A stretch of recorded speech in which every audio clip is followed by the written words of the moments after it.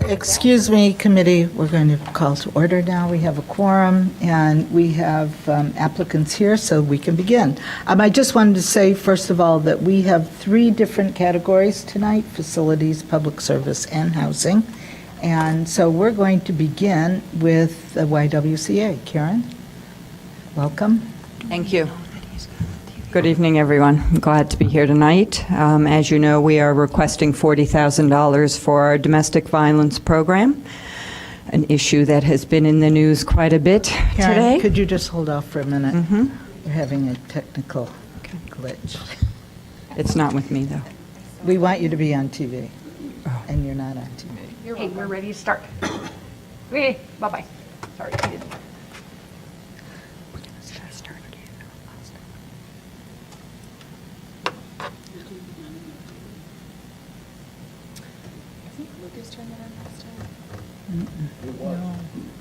No. It wasn't on while she was talking. It wasn't on.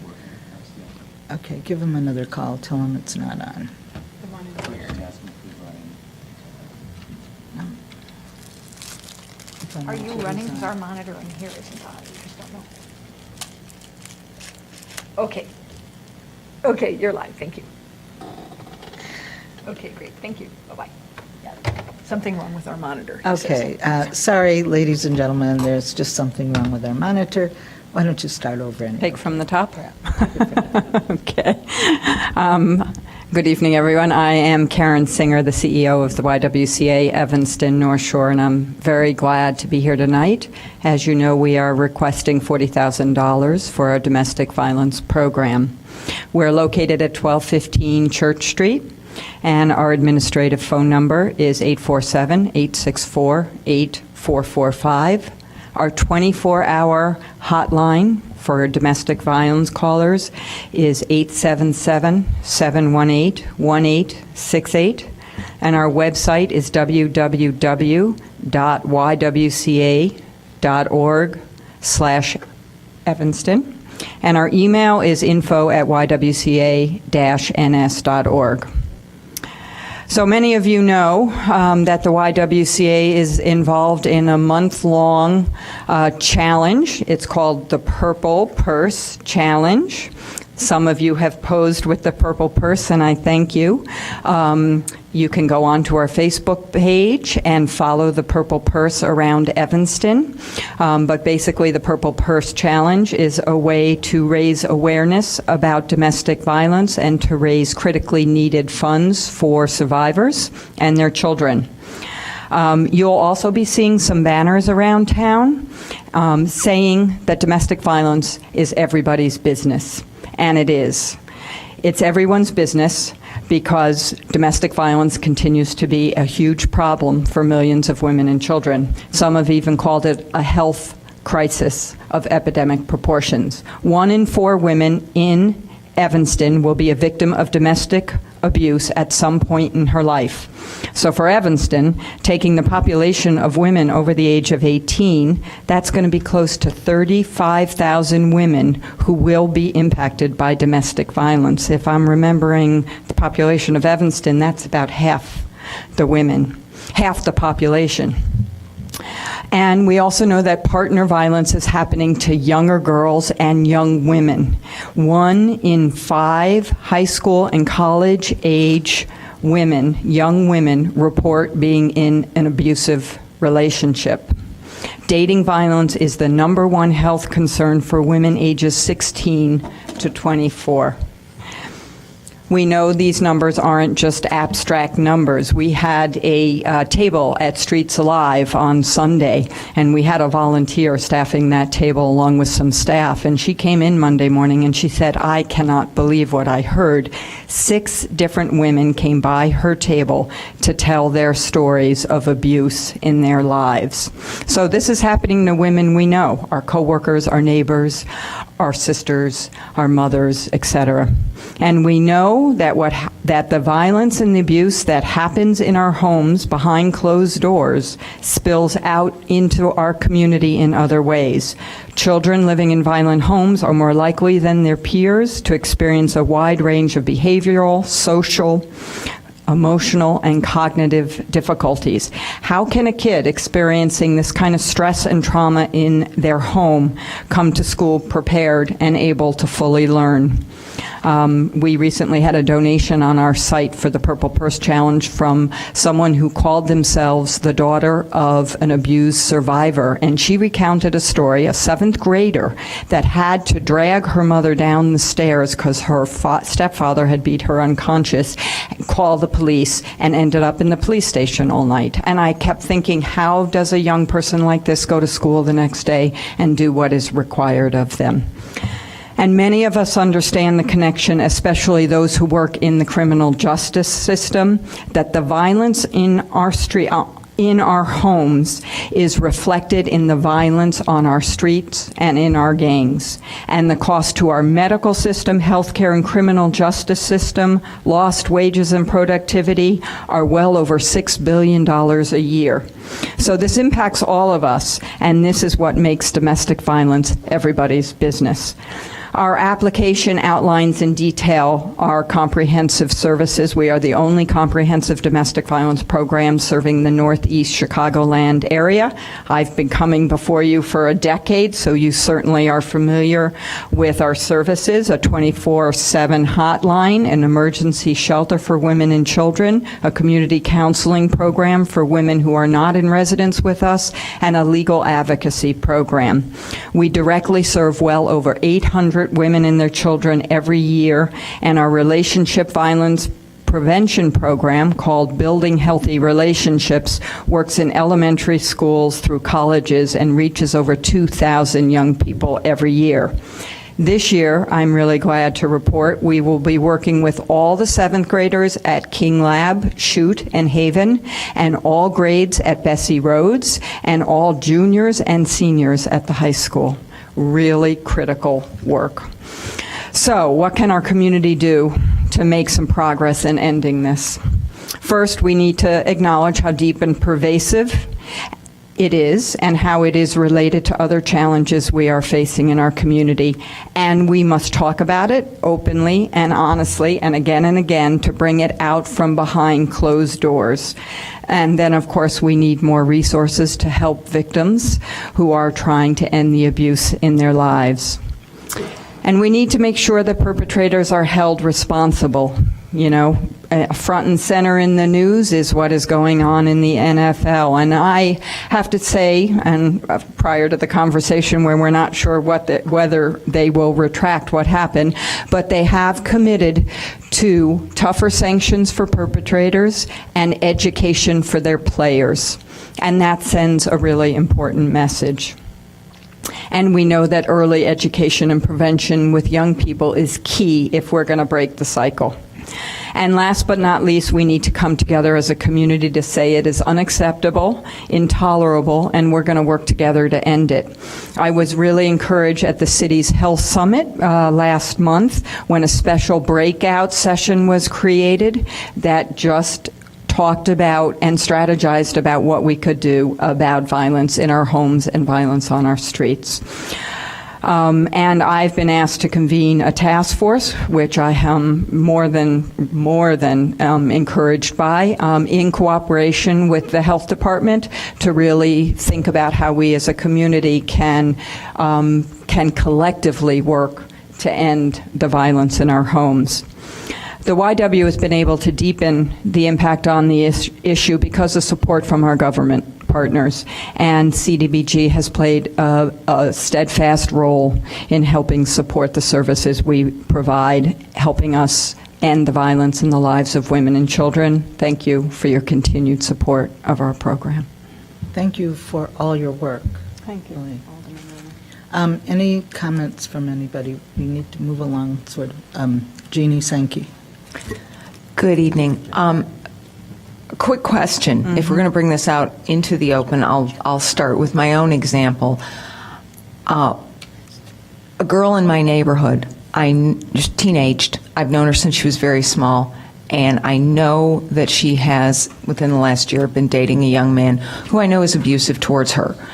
I have not caught him committing physical violence, but I can hear the yelling in the alley late at night and other circumstances. What's the best way to address that? She is not my family member. Right. And I've tried to reach out to my neighbors to whom she is family, and I can't get a hold of them. Right. So what do you suggest? Certainly getting her phone number so that she can call us. We can see younger women up to 3 times before parental consent. And the other thing I would do is actually have you call one of our counselors and strategize about what's the safest and the most effective intervention. And I think it's really important that we start educating everybody about interventions. I think they're calling it being an upstander now, so that we don't stand by and allow it to happen. And there are more effective ways to do that. So, Jeannie, I would encourage you to call our offices and see if you can get some information into her hands. Thank you, I will. Good information. Thank you very much. Thank you, Karen. We appreciate it. Look for the purple person. Yeah, I just heard about it the other night. I'll sign up. Next, we have Family Focus, the Future Focus Youth Programs.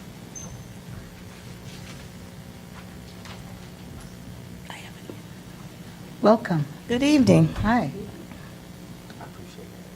I'm Dorothy Williams, Family Focus Evanston Center Director, located at 2010 Dewey.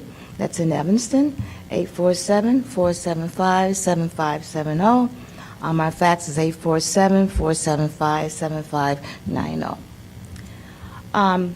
The Future Focus program, and you know through your the proposal, is a culturally tailored program for teens 14 to 18. For the past 3 years, the center has focused on Evanston teens with special emphasis on youth living in the West NRSA.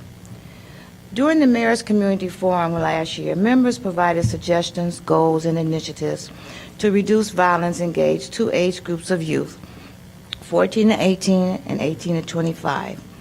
The Future Focus staff participated in that forum and acted upon some of the suggestions, such as more gathering space for teens.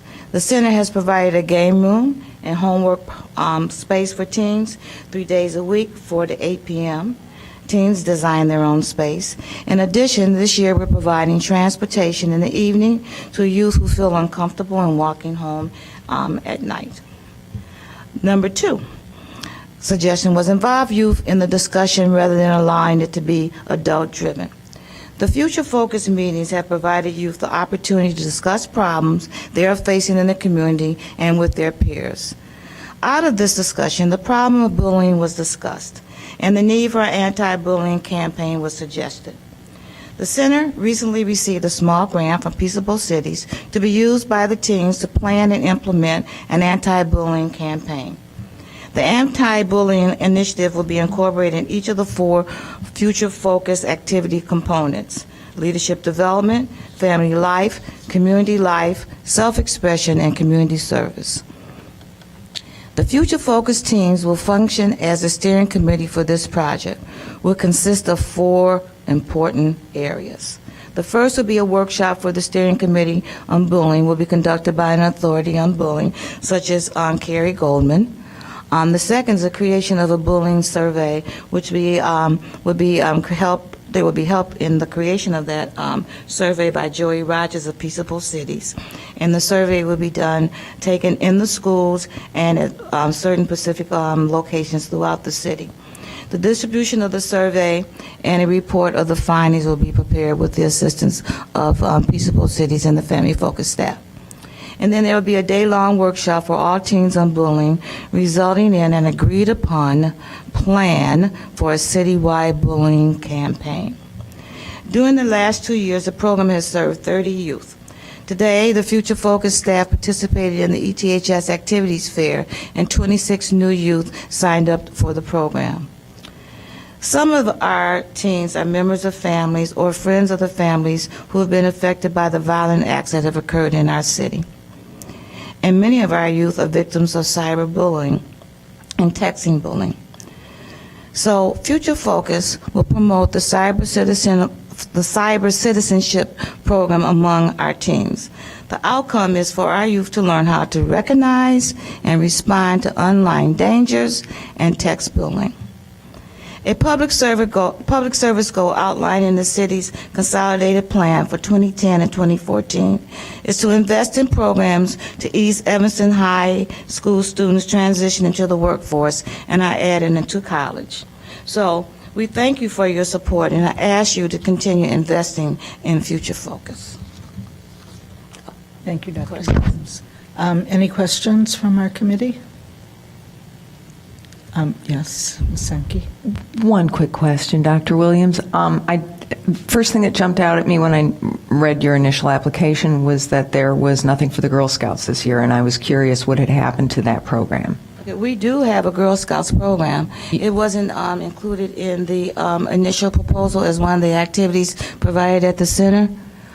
I'll have to check, but we do have a really established Girl Scout troop that's been around for a number of years. You've come to us the last couple of years with requests for that program, and I noticed that since it wasn't there, I'd wondered what had come of it.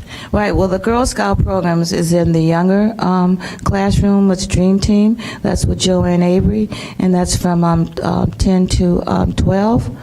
And they just recently took a weekend trip that was based as a result of the funds that they raised from the Girl Scout cookie sale. They really adhere to the Girl Scout curriculum. We're a non-traditional troop, but we function as a real Girl Scout troop, in which we are. So thanks for asking. Okay. You're up next.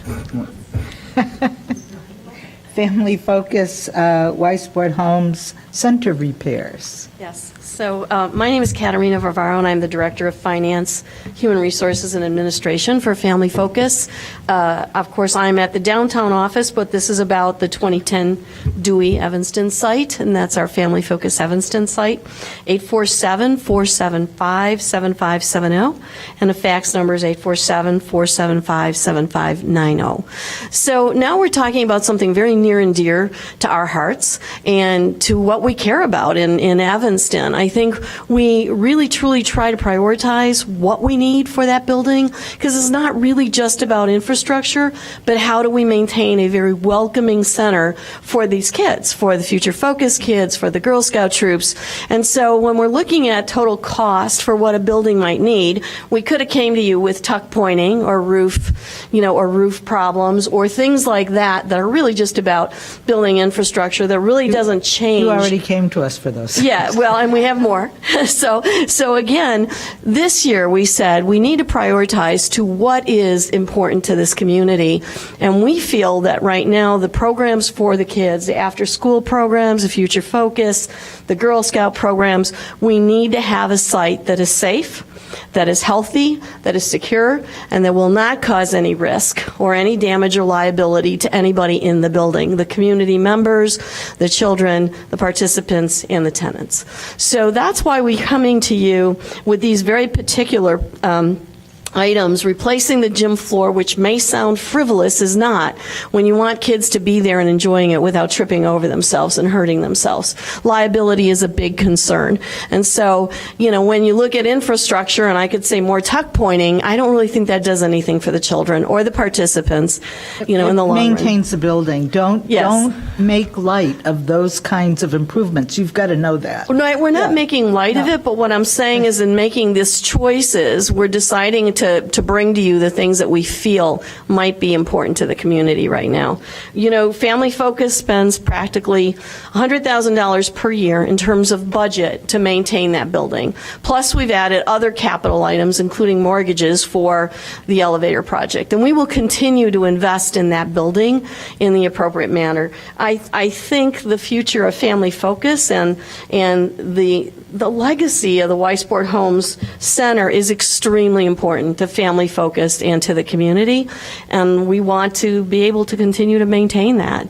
So the items themselves, you have that in front of you. I really didn't want to get into why those four, but I would be more than glad to answer any questions about them. I appreciate that because you did a good job explaining them. But when I read this, I thought, you've got to kick in something for this. You've got to share in this expenditure.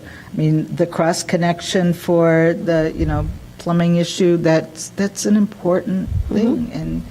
And I just don't see how this committee can assume all of the expenses for.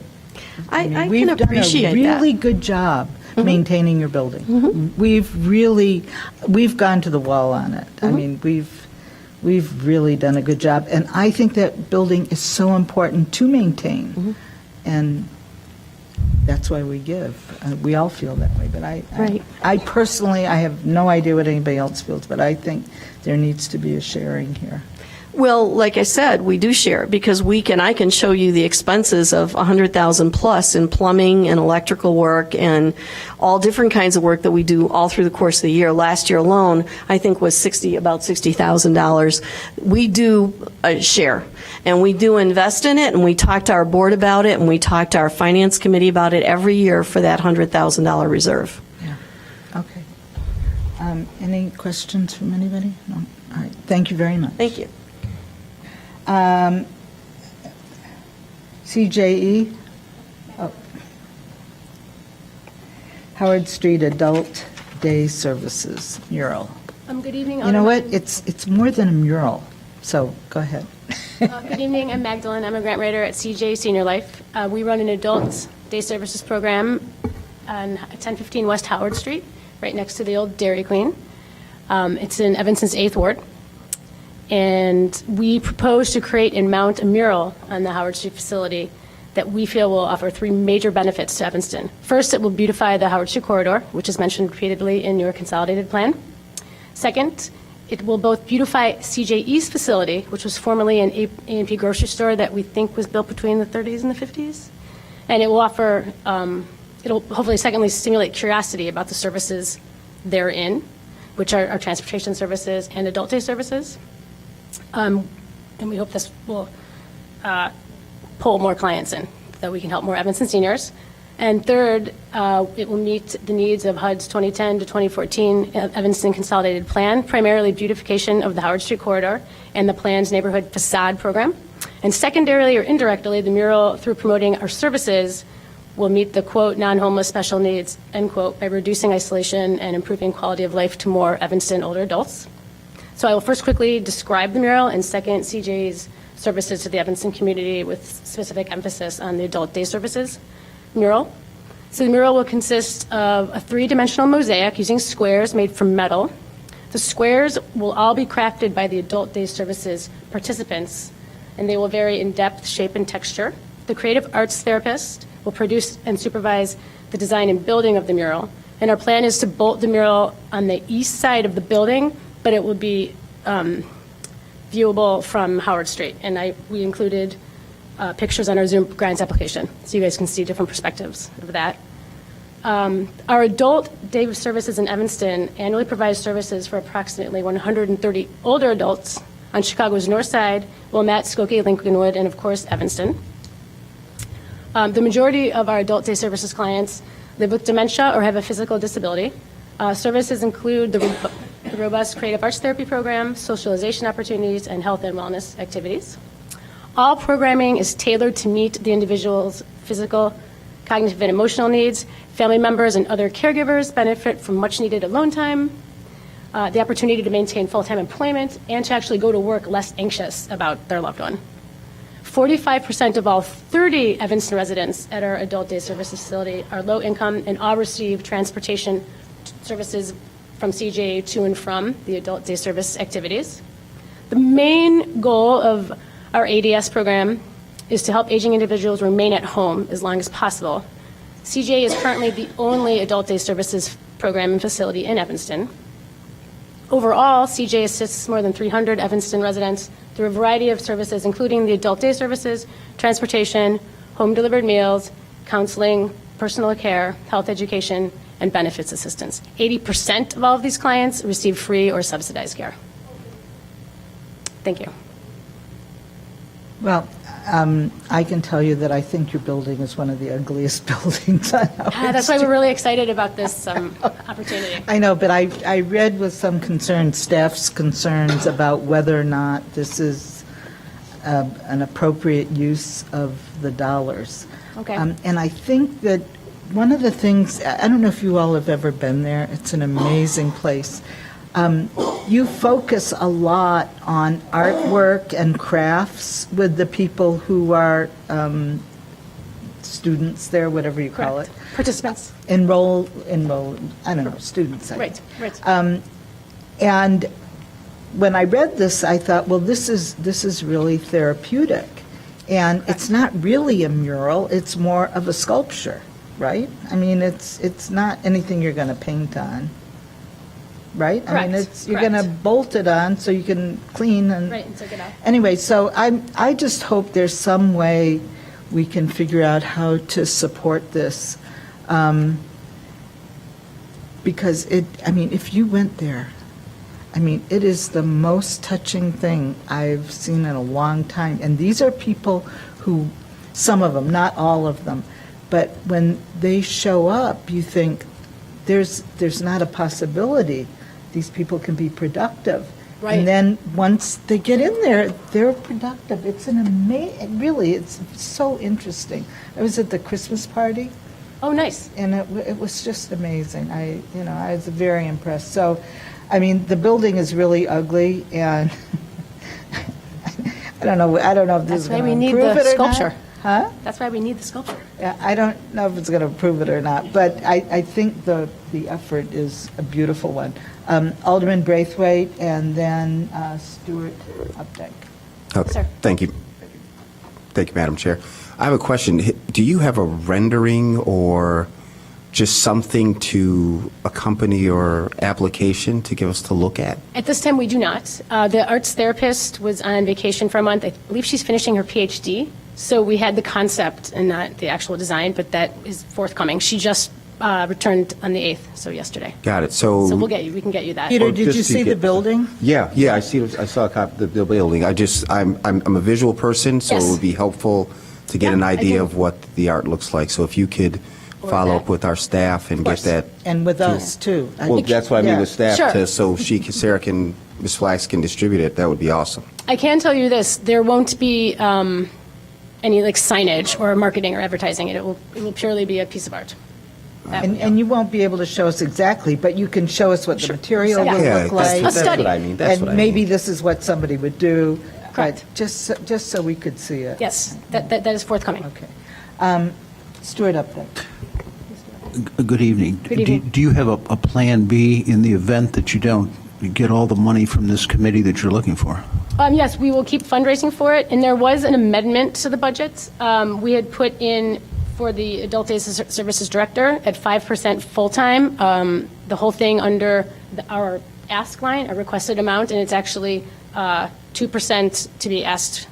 We're going to ask CDBG for 2%, and then 3% will be in-kind provided. So that brings our overall ask down to $5,073, rather than the initial. Did you know that? The initial 7. Yeah, we did not know that, so. Oh, yeah, it was just, Okay.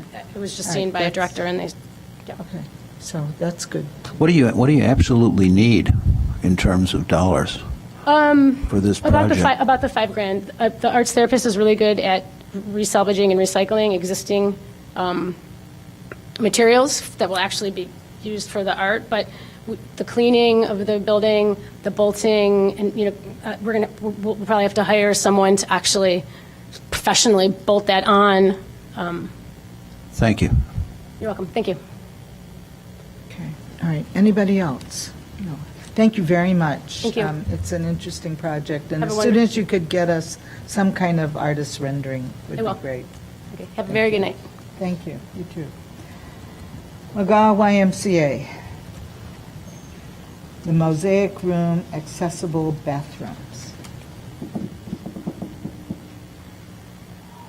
Welcome.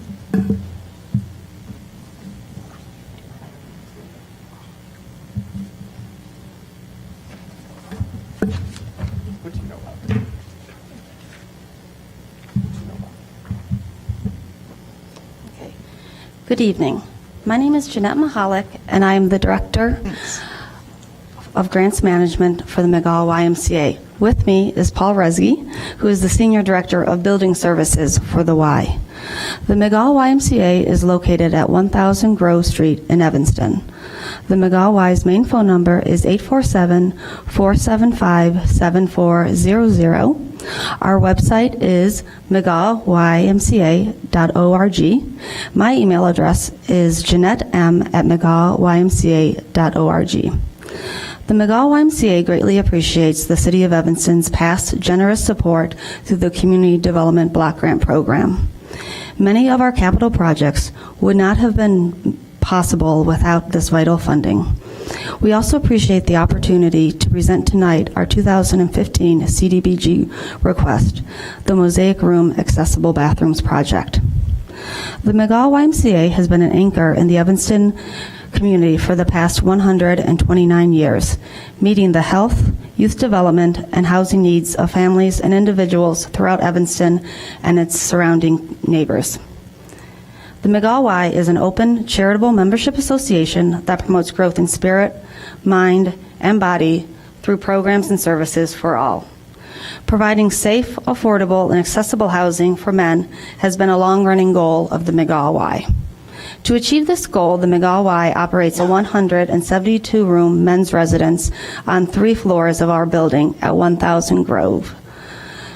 Through the men's residence, we provide housing and supportive services for an average of 250 low and very low-income men every year. Please see the Who We Serve handout for more information about the men's residence and the men who call the McGaw Y their home.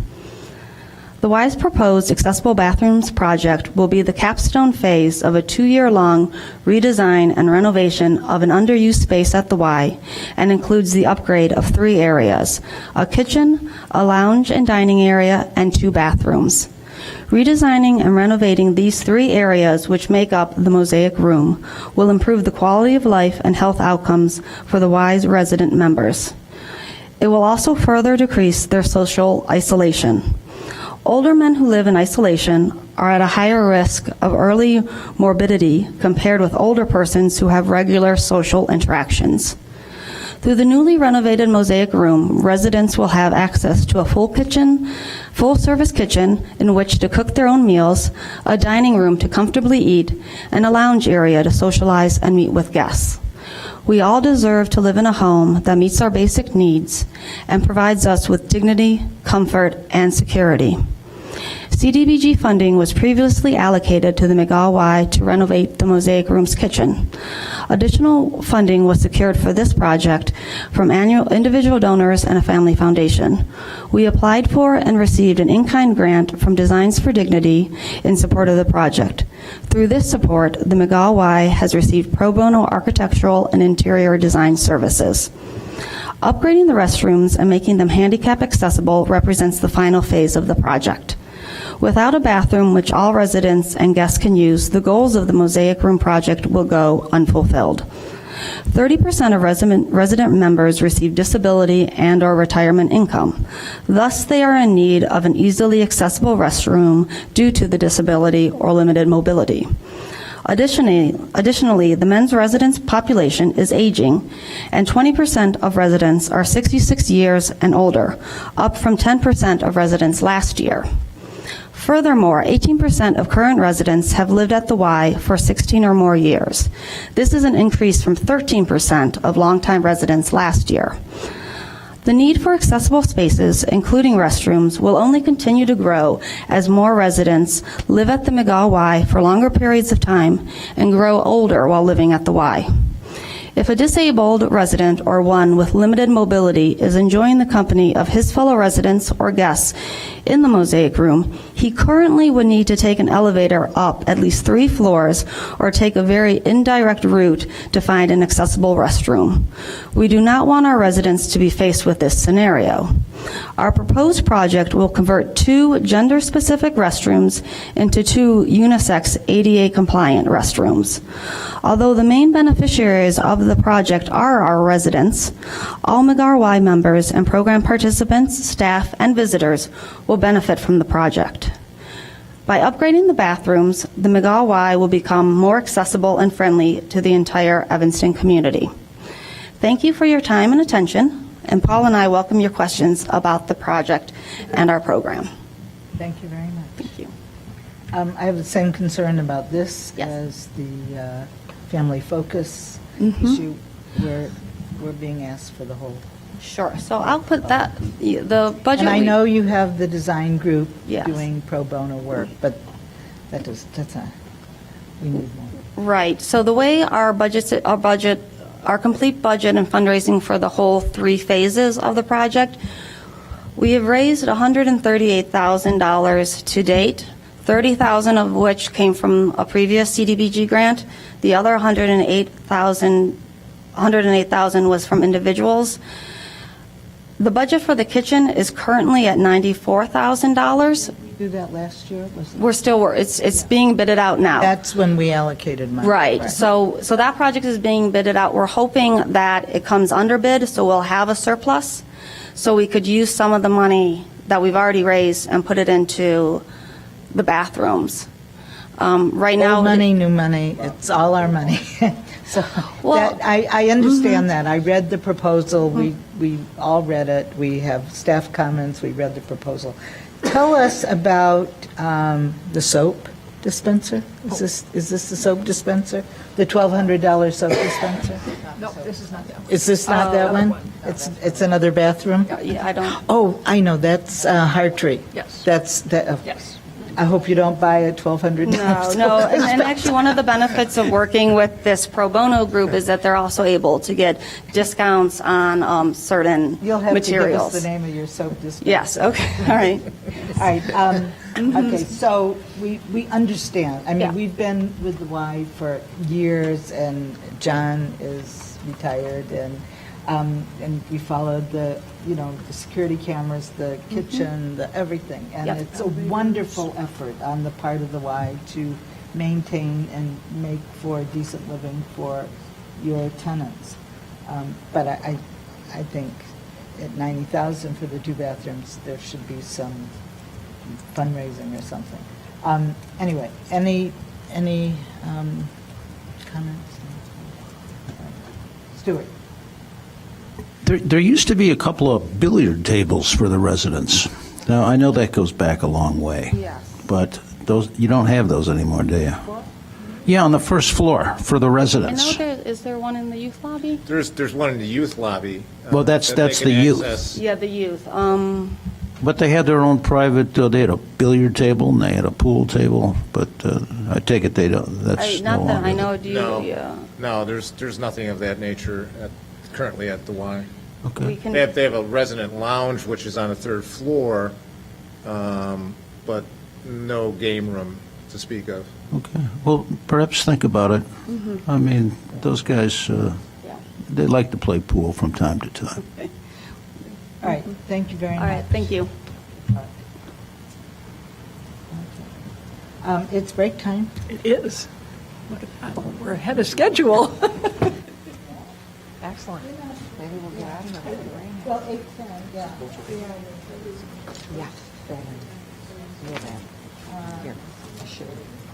Oh, you're on your right. Where were you last Tuesday?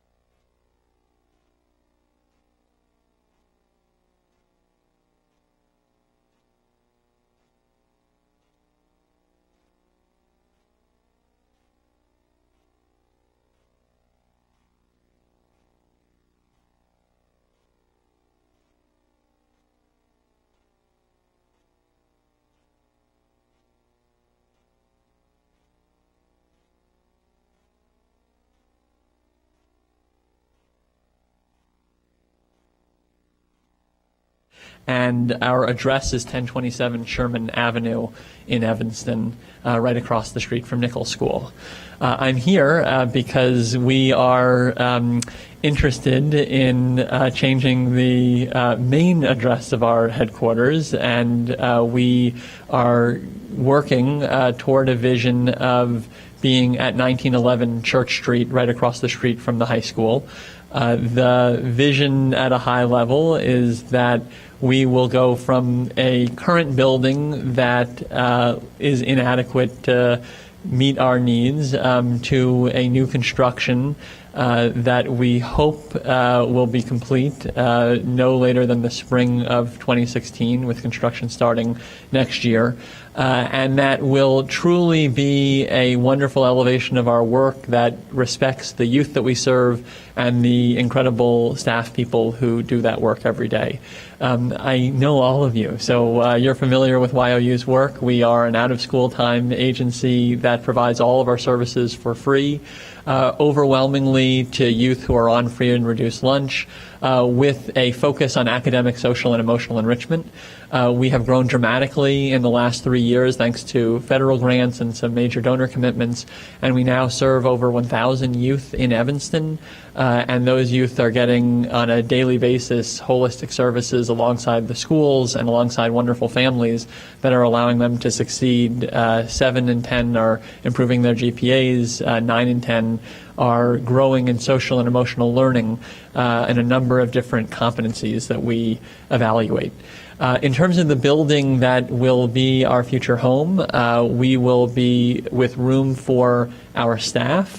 So that's kind of core office space with both kind of a plug-and-play setup for a number of people who have their primary office in the schools, because we try really hard to embed ourselves in the specific areas that we work, as well as main office space for people like me who spend all day in the office and are in the administrative roles.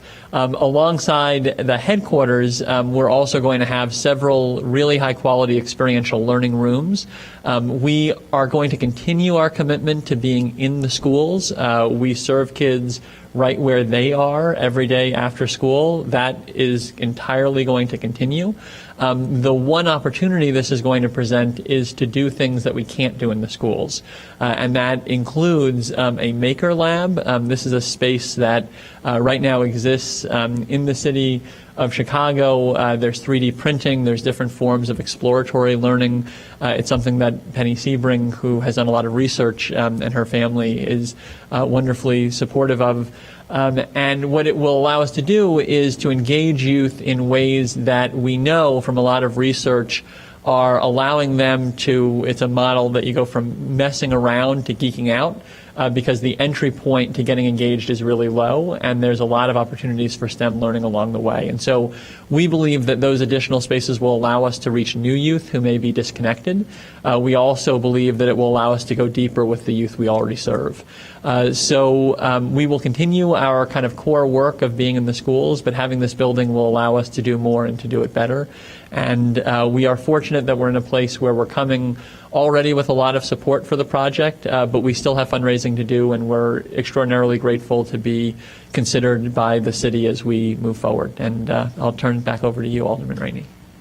Well, I was surprised, Seth, that you weren't doing cartwheels here over the excitement of your good fortune, Thank which you. is well-deserved. Well, thank you very much. We, are extraordinarily grateful to this community. The city and its residents are incredible. To your donors and your opportunity to build a building. I mean, not many not-for-profits have that, and I think it's probably an acknowledgement of the work that you do. I mean, well, thank it you. is, of course.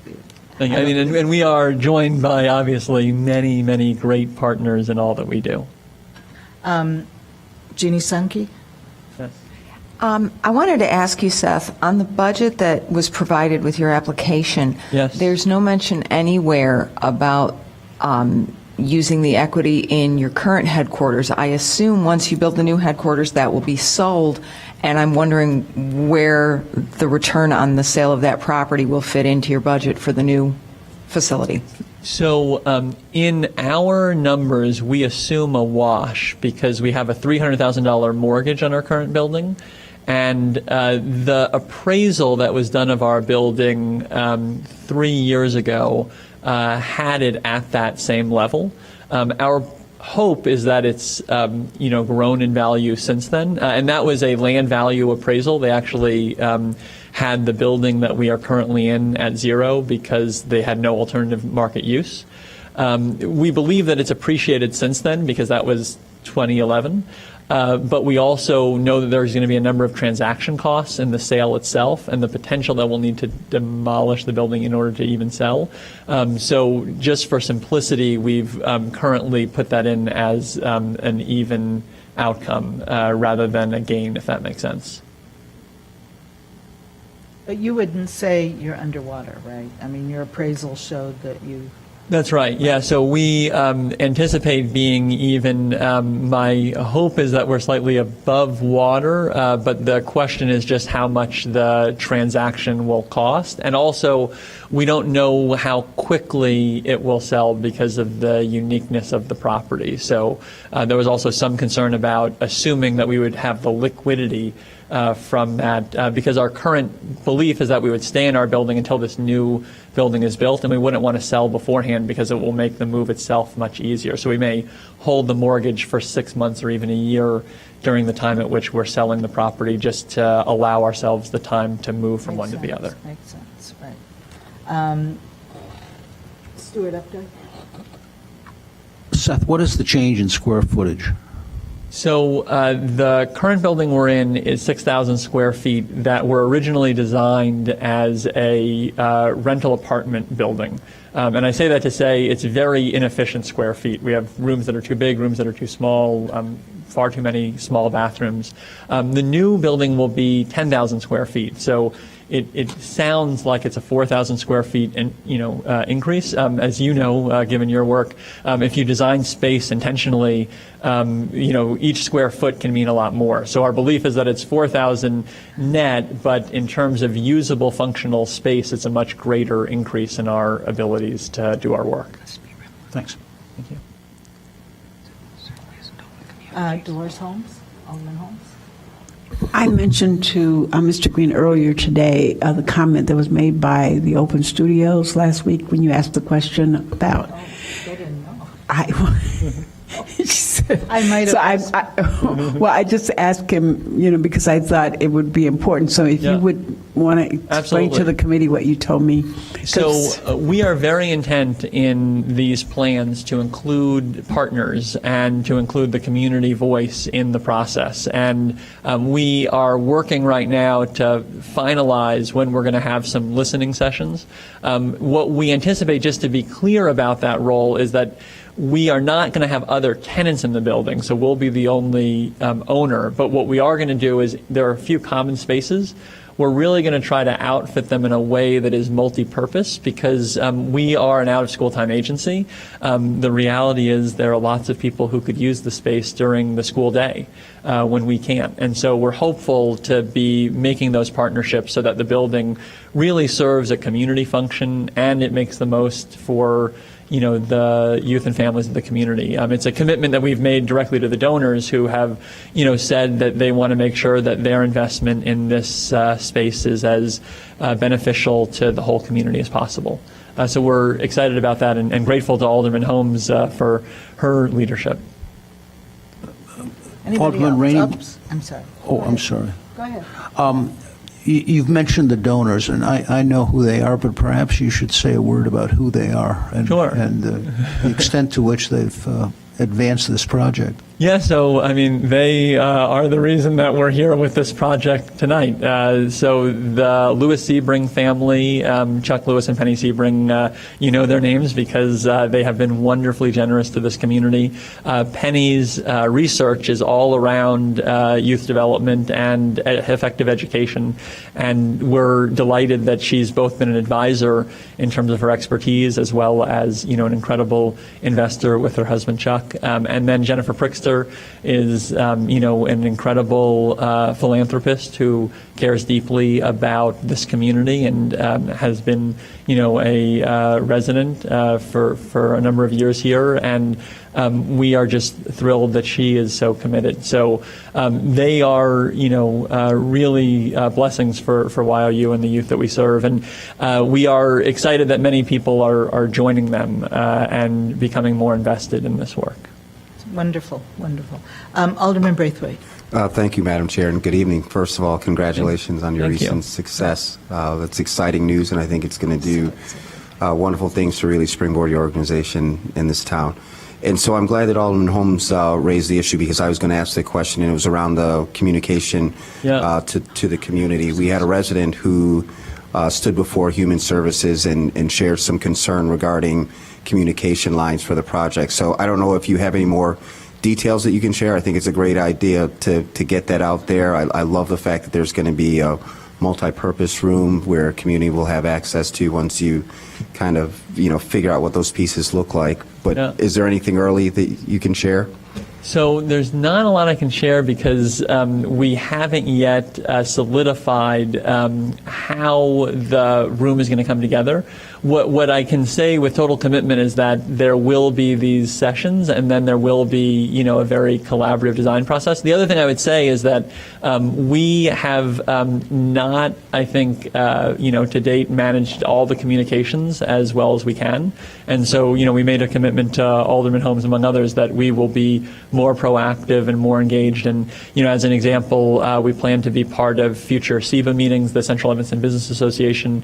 We plan to have someone at ward meetings. So we really want to be, now that we're making this step forward, a very active participant and listener in the community that we're so excited to be a part of. Yeah, thank you. Yeah, and just to be fair, that comment was made not about YOU and Mr. Green, but about the whole project. So just to be fair. Yeah, no, I appreciate and that, the information should be coming from the Tawani Foundation. That was what that comment was about. Well, let's hope that everybody embraces this and that you do reach out and you Absolutely. will. I mean, this is a whole new thing. I mean, yeah, we'll give you time. All right. Great. Thank you very much. Thank Seth. you. Thank you very much. Congratulate your entire organization, and thank God for our donors in this town. We second that. Thank you very much. Committee, it appears as though there are lots of people out there. Maybe we can get them in, and if we can just move forward without a break. I can see all the little heads shaking here. Could all of you out in the ante room come in? We might have you home very quickly. Early. Okay, so Open community. Open communities? open communities, home sharing. Wait. I know you're here. Well, then why don't we switch? Okay, and well, let we'll somebody else switch. come? We'll switch. You sit down. And how about Rimlin? Come on, Rimlin. I bet you didn't know you'd be home early. No, but it's a great thrill. For us as well. So, welcome and introduce Thank you for yourselves. having us. I'm Carolyn Keel, and I'm the executive director of Rimland. And this is Rich Sperling. He's the parent of one of our residents at Rimland. He's been with us for a little over a year now, and he's a longtime Evanston resident. Our organization is Rimland. It's spelled RIMLAND. And our phone number is 847-328-4090. And our website is www.rimland.org. And my email address is ckeel@rimland.org. And Rimland's been around for over 40 years, and we started as a school for children with autism, but now we support adults. Everybody's 18 and over. And we have a developmental training program in Evanston, and we have group homes where our individuals live. They're single-family homes, just as anyone would live in, and they're the individual's primary residence. And we have developed a new standard for our homes. We want to make them just a desirable place that anybody deserves to live in, such as you and I, for our individuals with nice floorings, nice kitchens, bathrooms, and also the materials we use are durable, that will last over time. Some of our residents are a little hard on our products and at their home, but we want to make it look nice and stand up to any wear and tear on the home. And as you may have heard, there is a lot of diagnoses of autism, especially in the past few years. It's one of the fastest growing developmental disabilities. 1 in every 50 school-aged children is diagnosed with autism. And although we do support adults, we've been in the Evanston community for 40 years, and these children who are part of Evanston now, who may be living with a diagnosis of autism, we will be there for another 40 years or so on to support these individuals. And we provide lifelong support. And we also provide employment for the Evanston community.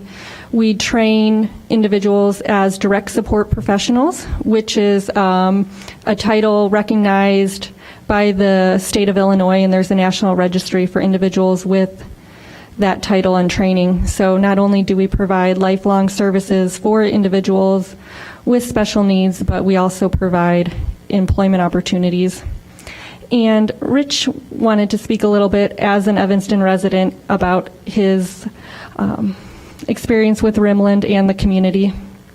Okay, are you going to speak about the project that Yes. you're asking for? Yes. Money for? Okay. Okay, then I need to be really fast. No. I'm not here to talk about Rimland. I'm here to talk about Samantha. Okay. My daughter Samantha is 28 years old. She has autism. She is a lifelong resident of Evanston, except for the 10 years when she was forced into exile in Arlington Heights and Palatine.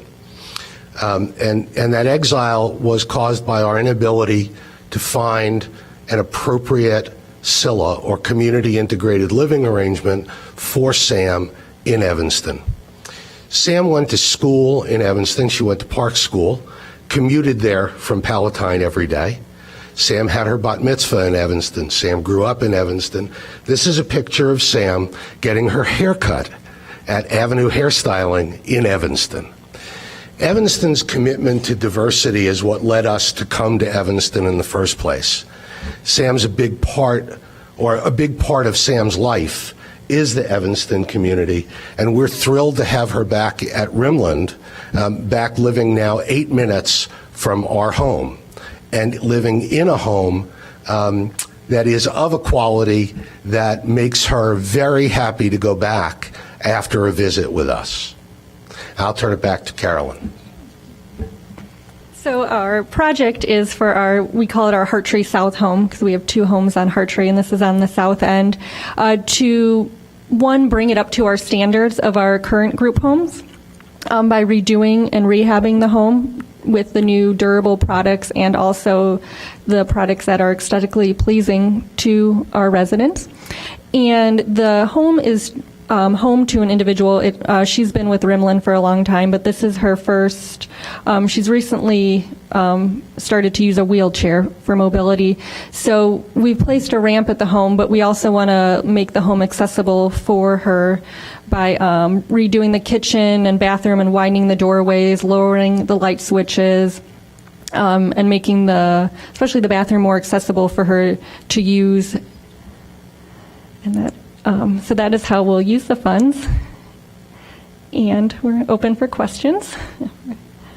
You are going to bid the project out, right? Yes. You're not just going to use the one Yes. set of figures that you have. And we plan to use, hopefully, Evanston contractors. We're going to try to do that. That would be good. What about this soap dispenser? I accused the wrong organization of the soap dispenser. Yes, that's ours. Is it really $1,200? It is. It's just It can't be. the durability of it. No. You got to get another one. Unless you're buying it from the Pentagon, then you can't. That's what we've used at a few of our other homes when we've done the rehab. Need to bring us a picture, send us a picture of it. Okay? Sure. Because we need to see this. Sure. Because I may need one in my house.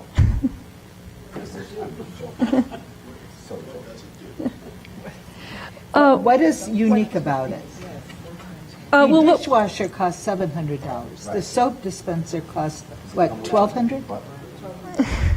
Well, Makes no sense. what we did was, Get it? It makes no sense. yeah, what we did was a few years ago, we worked with an organization in Chicago called Designs for Dignity, Yeah. and they came up with our model for our new standards, and they picked out, and it's actually a discount on the soap dispenser.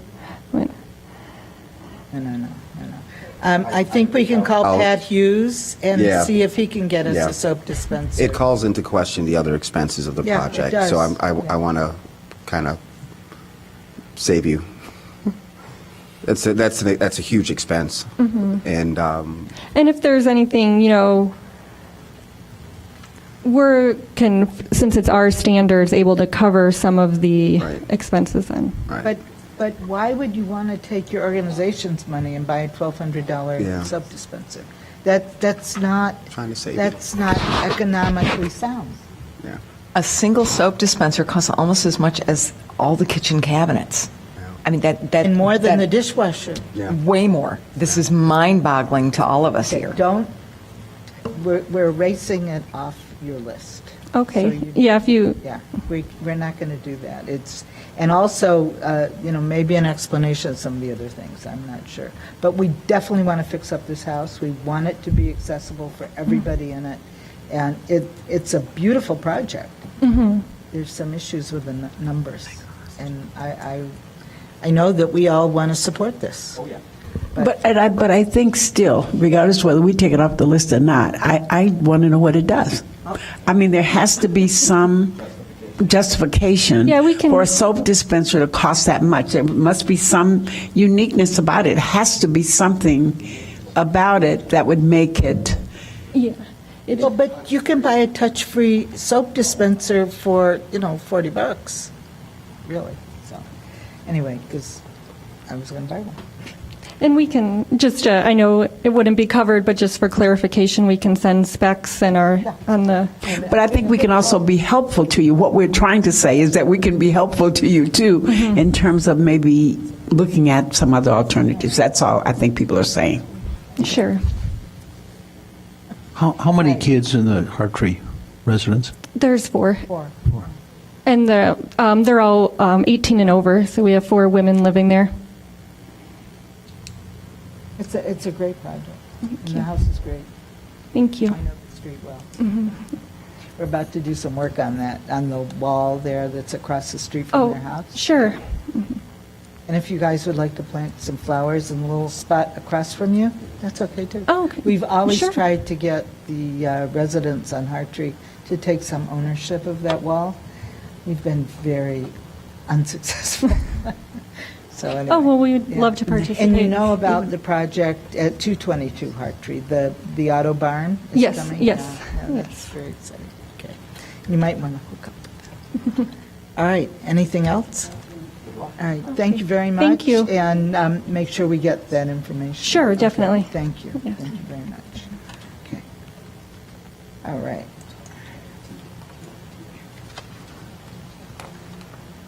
Is Shore Community here? You're here. Good evening. Hi there, how are you doing? I don't know if this will be too loud or not. I'm Mary Matz. I'm the Director of Development at Shore Community Services. Is that better? Which is located at 4232 Dempster Street. That's in Skokie. That's our business office. Our website is www.shoreservices.org, and my personal one is mmatz@shoreservices.org. Shore has been around over 60, it'll be 64 years in January, starting here in Evanston.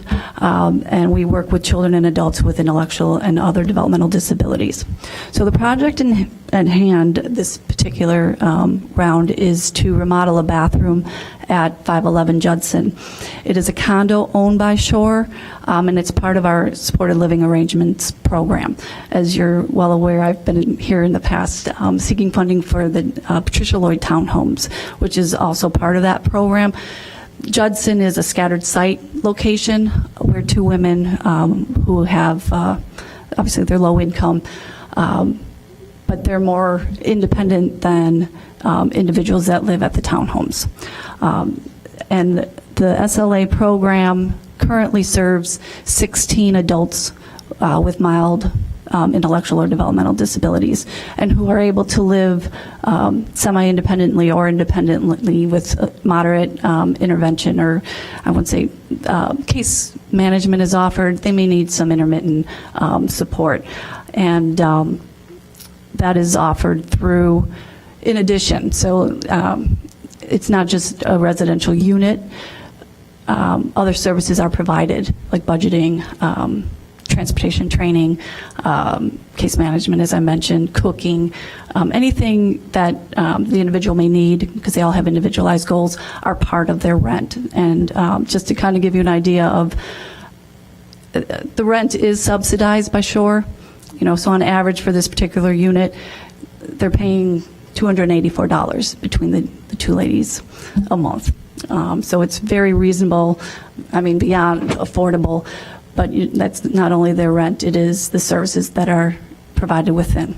Just more or less because this is a lifelong disability for many of them, and they're just going to need a little bit more support to stay in the community, especially in Evanston if they can. And so in question is the remodel. The bathroom is pretty original.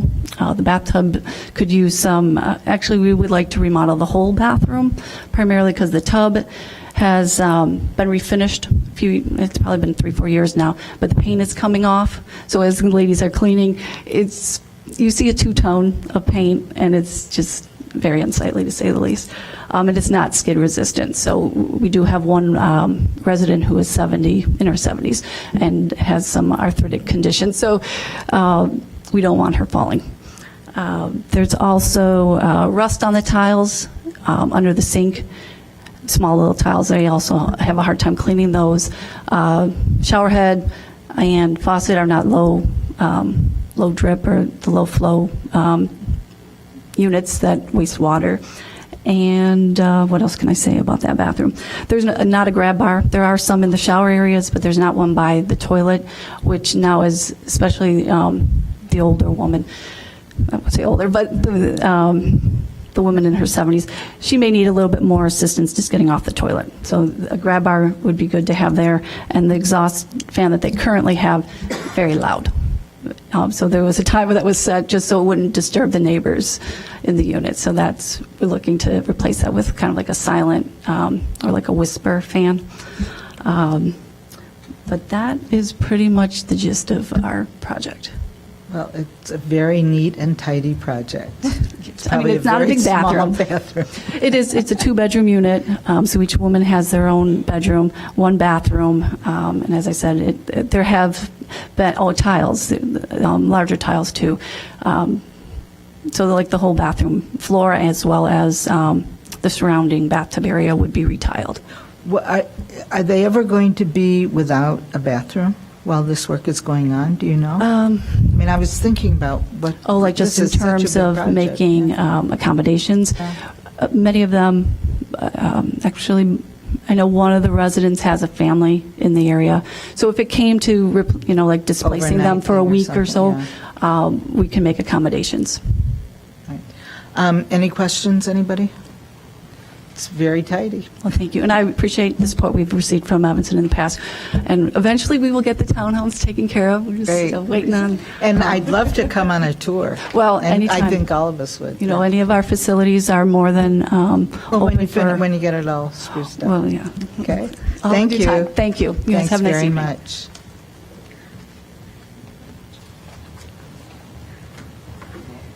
Oh, your timing is so excellent.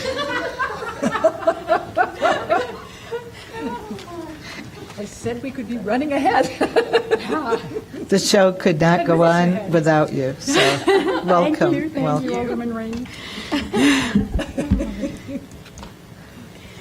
Well, we are Gail Want to just Schechter. relax for a minute?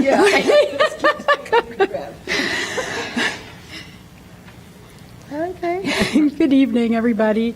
I'm Gail Schechter, and this is Jacqueline Grossman from Open Communities, and we're here regarding our home sharing program. And while I catch my breath, I'll. If you want to wait a minute, that's okay. Oh, that's fine. I think you wanted the name and the website. Sure. Okay. Yeah. So it's Jackie Grossman, First of all, tell the program so Okay. people know what they're Okay. going to write down. Open Communities, and it has a home sharing program. Our phone number is 847-501-5760, and you can find me at extension 401. We're located in Winnetka, but we cover 16 suburbs, and Evanston is very much one of them. Our website is www.open-communities.org. And we're very pleased to be here again in front of you. And yes, we're here for a continuation of funding for our home sharing program. And Jackie, who's been the coordinator for over 17 years at this point, can explain more about what the program is. But essentially, it is a very viable, cost-efficient, resource-savvy alternative for people seeking affordable housing or to remain in their own homes. And put simply, it's if somebody is in their home and needs income, services, whatever it might be, companionship in order to stay there, we help find someone seeking affordable housing close to work, family, or school. And so we've been doing this. Next year will be our 30th year of doing home sharing. And people know us as a fair housing organization. We're probably, I would say, the only home sharing program in the country that's based within a fair housing mission, because even though we don't, make people live with one another, it's part of our effort to make friends out of strangers. So I could give some examples of home sharing to just give you an idea. One of my home providers is a woman who's in her 70s, and she has a home in Evanston, and she needs extra income to pay the mortgage. And so I have matched her with a young man from Korea, relocated from New Jersey for a medical rotation at St. Francis Hospital in radiology, and he will be here for 1 year. And so he's paying $550 rent, and it works out for both of them, and that she has that extra money, and he has an affordable home near the hospital. So it works out as a nice win-win. And another example, just to give a different mix, is a woman in her 40s who's divorced and has 2 daughters. And she has a home also with a mortgage that she has to deal with, and she runs a boutique in Evanston. And so she is matched with a young woman who's an AmeriCorps volunteer who works at Erie Health Center. So it's just a wonderful thing. And this young woman doesn't have a car, and so she's within 2 blocks. So it was wonderful, that kind of win-win again, And so it's really, I love the program because it's innovative and down to earth and really helps everybody in the end.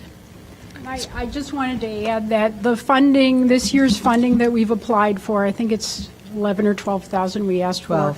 12 would be to do 12 matches in Evanston, which is basically 24 households. So when you think about it, you're providing permanent, affordable housing to low-income people, 24 people for, $12,000. And just recently I was at meeting with an affordable housing developer, the one where we were at in Skokie, their consolidated plan meeting, where they said it costs $200,000 to do one affordable unit, to actually develop one. So here we're doing, roughly 30 matches a year at a budget of about $90,000.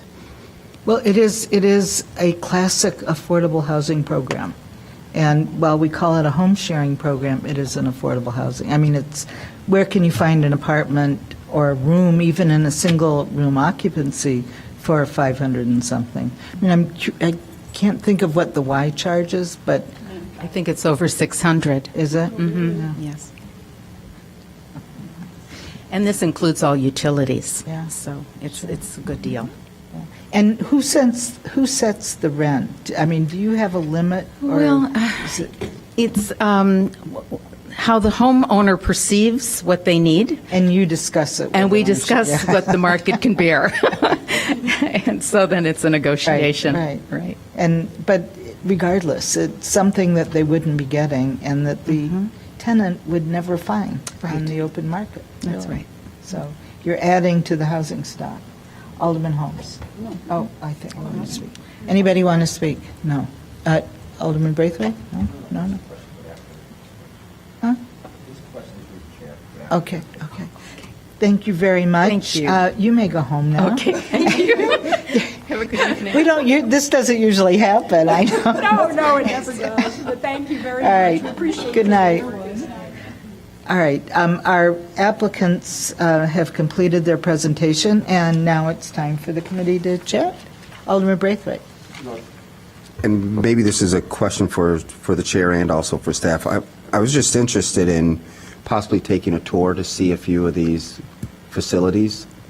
And I know that we only have a few weeks before we have to decide on the 23rd, but I've been to the YMWCA many times, but I would love to be able to see some of the residential areas I think for that's the a great idea. YMCA, just to get an idea of how they've spent the money, and also who is the other one? Maybe CJE also. Yeah, if I've you've never not been, attended. you I sh- would oh, love that to. would be I would great love if you to. could see that. I would love to. So I would be open to, doing as an individual, Sarah, or if we could take a Saturday. And if it just doesn't work, I think at a later meeting. I mean, we've sort of canceled meetings in the past for just not having enough information for agenda. Maybe we can schedule a few appointments. Well, to do you visit. have a couple that you'd like to single out? Oh, definitely. The McGaw YMCA. I would love to I see. thought you said we've already seen that. No, I've seen the YW. Okay, I got you. Okay.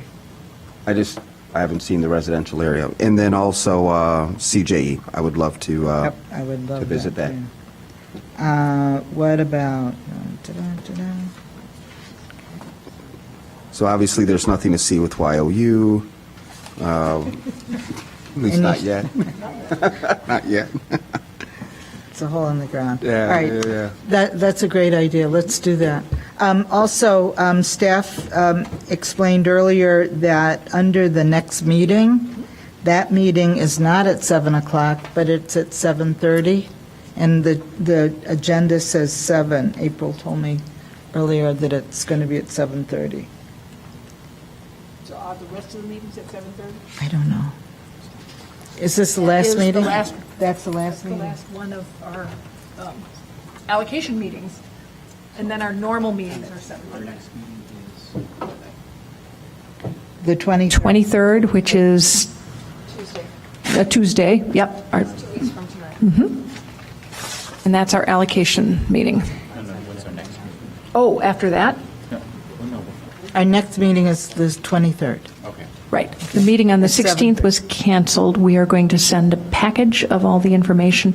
The committee, of course, has access to it through Zoom grants. We will post a package on the website so other people can see it. And that's the city projects, okay.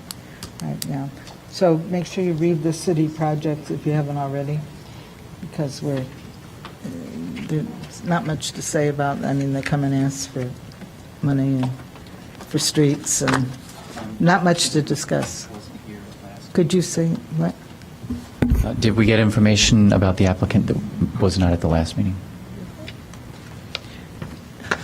We did. April followed up with Interfaith Action.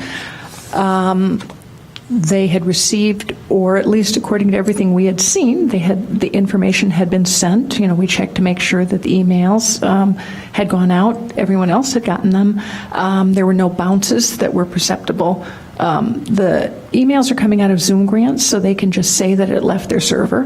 The difficulty is when an applicant doesn't get something and they're in the application process and they don't follow up with staff. I mean, everybody knows when the application meetings are. That's part of the upfront mandatory meeting. Actually, what was interesting is there'd been a fair amount of back and forth on her application. So we run into the same issue that we do with someone who misses the mandatory upfront meeting. Our policy is that if you miss a mandatory part of the process, then you're out of the application process. Okay. Okay, thank you very much. Does staff have any comments to make? Do we need any information that you haven't already given us? We will be following up with some of the questions that were in the staff comments and that were not addressed here. This year, we had a tighter schedule as to when applications were due, and part of that's driven by the consolidated planning process. Part of it's driven by just the time of year. But we will get answers to a number of those prior to allocation night. It's important for the committee. And you do that by following up again? Because, yes. Do the applicants receive a copy of staff comments? We don't send the staff comments in this format. We actually send additional questions to them through Zoom Grants and follow up by email. Oh, that basically the same. They do get inquiries. Okay. And emails have already been sent to the participants tonight. Regarding the questions. Okay, thank you. All right, committee, could I have a motion to adjourn? So moved. Okay. Next meeting, September 23rd? September 23rd. 7:30. All right. 7:30. Thank you, everybody.